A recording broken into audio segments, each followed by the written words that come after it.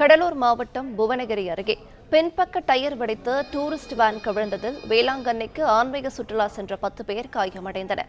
கூடுதல் விவரங்களை செய்தியாளர் லெசிராஜா வழங்கிட கேட்கலாம். லெசிராஜா, வணக்கம். இந்த விபத்து தொடர்பான மேலும் விவரங்களை பகிரலாம்.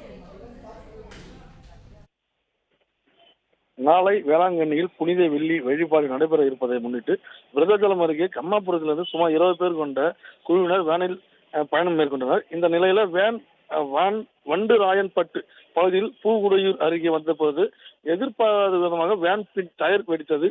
இதனால் கட்டுப்பாடு இழந்த வேன் சாலையில் கவிழ்ந்து பெரும் விபத்து உண்டானது. வேனில் பயணம் மேற்கொண்ட 10க்கும் மேற்பட்டோர் காயமடைந்தனர். இந்த இடத்தில் போலீசார் சம்பவ இடத்துக்கு சென்று ஆம்புலன்ஸ் மூலம் தகவல் தெரிவிக்கப்பட்டு படுகாயமடைந்த அனைவரும் 108 ஆம்புலன்ஸ் மூலம் சிதம்பரம் அரசு மருத்துவமனை சிகிச்சையாக அனுப்பி வைத்தனர்.